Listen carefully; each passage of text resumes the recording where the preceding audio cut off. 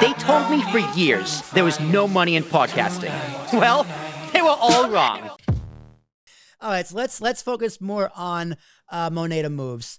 The name, where's that come from? How did it stick?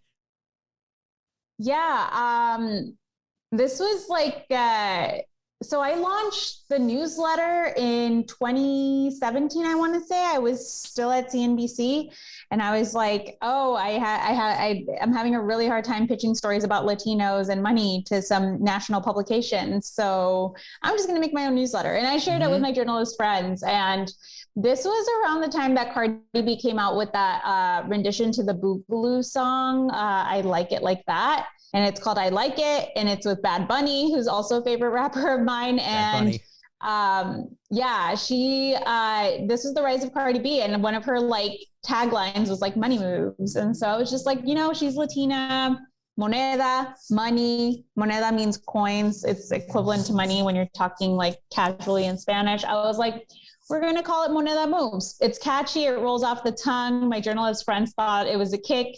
So that's what I put it. And I filed the trademark last year, and I'm closing out the process hopefully soon. Those take a very long time, by the way. If anyone ever files a trademark, those take a while. And I'm so excited to hopefully get my certificate of trademark soon. That's awesome. Yeah, it does roll off the tongue. And it's niche. It's niche. Like this podcast is a variety show. It's not niche at all. I mean, each episode is niche, but the overall arching podcast itself is not. But you're niche. I'm definitely niche. There's only one Will Tarashuk. I mean, I've tried to be other people, but I failed every single time. I only know how to be me. So I am very niche. Yeah, you should only be you. Mm-hmm. I don't know how to do anything else. Right? People have tried. So I'm not going to be a good influencer, because it's like, how you want me to be an influencer? It's not going to work, because if I'm going to be an influencer, I'm going to do it my way, because every other way has failed. So it's gotten me this far. Probably what makes you an influencer. Probably. It's just like, Jared, if you want me to be an influencer, I'm going to do it. Just don't tell me how, because it's not going to work. Trust me. Trust me.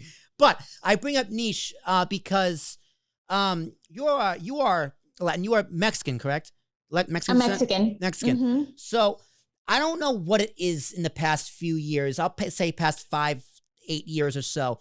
But Hispanic Latin culture has just exploded. Not only worldwide, but specifically the U.S. Like you mentioned Bad Bunny. I have become a big fan of Bad Bunny in the past year. I'm a big fan of Ozuna. My girlfriend got me into Karol G. So like all those different, like Latin music is very, very mainstream right now. And Latin culture itself is incredibly mainstream. As a Latin woman, what does that mean to you to see your culture bleeding into the mainstream, and how that affects how you create content? Yeah, I mean, I'll tell you what it was like to be a journalist in just like 2015 and earlier, and trying to do stories about Latinos. It just wasn't received. Like people didn't see it as newsworthy. And I think the thing is, Latinos always knew the power that we had, like the cultural power, the art power, the economic power, but we didn't have the studies and the numbers to back it. And I mean, if you really were a nerd, you would go to the Pew Research Center, and Pew Research Center would tell you like, oh, Latinos are projected to be a significant part of the population by 2020. And like, no one reads those. I was like a journalism nerd. I read those. And so I was like, well, I know that we are projected to be a significant part in contribution to the American economy. And I know that we pay our taxes, even though some people seem to think that because we have in the early 2000s, the main topic of conversation around Latinos was immigration. So people seem to think that, immigrants didn't pay taxes. I'm like, I know that they do, because the numbers prove it. And so my head was in these numbers, and I knew them. And I just think people didn't know them. Now we have access to more numbers. We know more. There's more information. There's just more. And so we know that Latinos have a significant GDP of $2.7 trillion, which is an impressive figure to repeat over and over again. But like, I think that holds a lot of power to say like, oh, like Bad Bunny won this award, right? Like, or that Encanto won Oscars just last weekend for best animated film. So I think now we have actual titles and attributions to our very diverse cultures.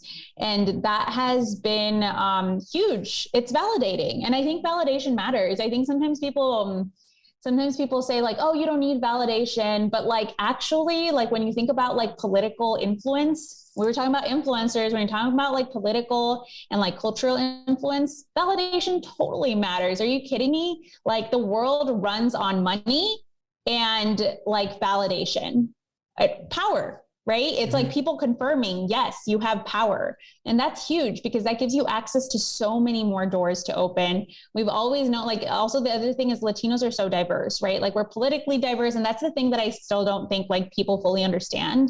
Like my perspective is going to probably be wildly different than say like child of a Cuban immigrant.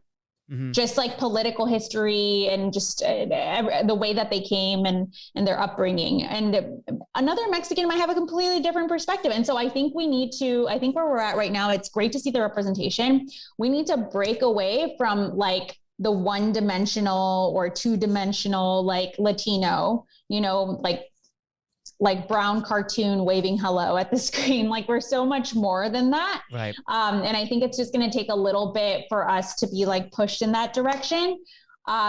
There's an entire discussion in our community around whether like, in some parts in our community, at least around whether like the term Latino is still relevant because people say we're so different. So why group us under Latino?